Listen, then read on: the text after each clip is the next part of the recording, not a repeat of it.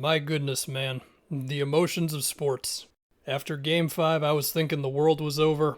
Then now we're going to have a Game 7, and that's going to be even more intense than the last two games have been. Jayson Tatum just had most likely the best game of his career. And in that fourth quarter, the Bucks, they pulled Brook Lopez like they did in the previous game. They went to a switch. I think it was pretty much everything defense, although the Celtics got him on a couple of plays that I'll talk about. And it just became, Tatum, a three over Bobby Portis. I have to look at them. How many threes where the play was going nowhere and Tatum was just like, all right, I'm just going to bomb another one through. He also got like Pat Connaughton or whatever in the post a couple times. He got George Hill in the post, I believe, which is one way to, not get into the shooting a million mid-range jumpers, which is what the Bucks made them do in the last game by going to that switch almost everything scheme. And then there was that great play where it looked like it was going to be a Tatum post-up, but it was really a down screen for Jalen. He got a three at the top of the key.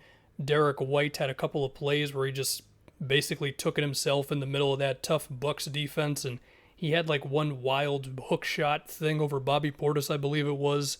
That wasn't in the fourth, but it felt like Derek White kept the offense moving at times when other stuff wasn't happening. There was that Marcus step-back three over Giannis in the fourth, which I was losing my mind on that one, but that one in. Also another play where, and this can be something they go to when trying to attack the switching defense if the Bucks want to do that for Game 7, where they had Derek White screen for Tatum kind of deep in the backcourt, and then Tatum rejected the screen, so it didn't give him a chance to switch, and Drew was already kind of getting ready for the switch, spun off of him, drove inside, three-point play.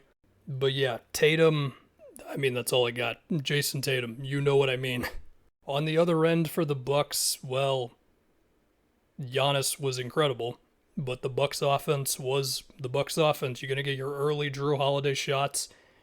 Pat Connaughton had a couple of crazy layups where I was like, are you kidding me in the fourth quarter? But most of the time, when Giannis is not being Giannis, it's just difficult for him, man, without Middleton.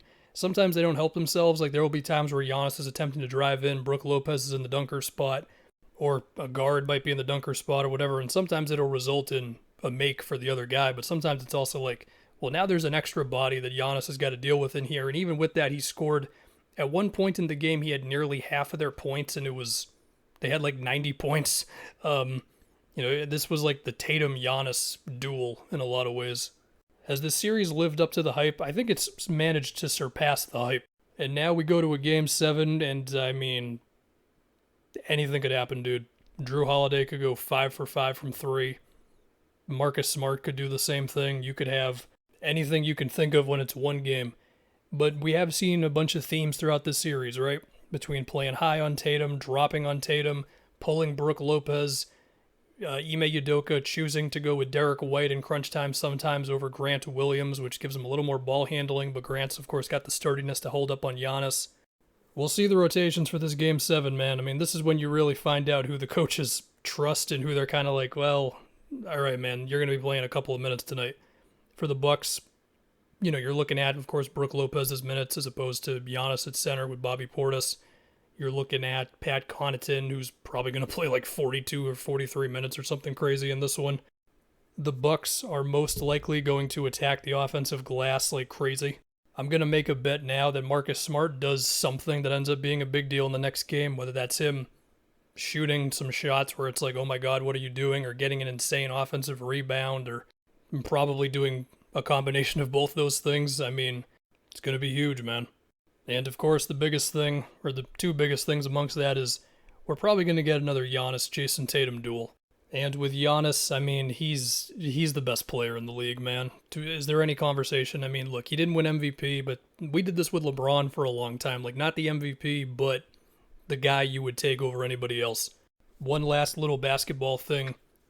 Let's say that same thing happens again, right? Jayson Tatum going to the switch, he's going to mismatches, whether it's George Hill, whether it's Grayson Allen if he gets minutes. So I don't know if George Hill's going to get minutes in Game 7, but will they just decide to bring doubles? And from there, it's, 3 guys trying to defend 4, maybe somebody's in the dunker spot, cutting to the rim, whatever. I want to see what that all looks like. And also, kudos to Dom2K for the ultimate Dom curse of going to Milwaukee and wearing, I think it was a Giannis jersey, and it worked. And now I'm going to lose my mind in Game 7.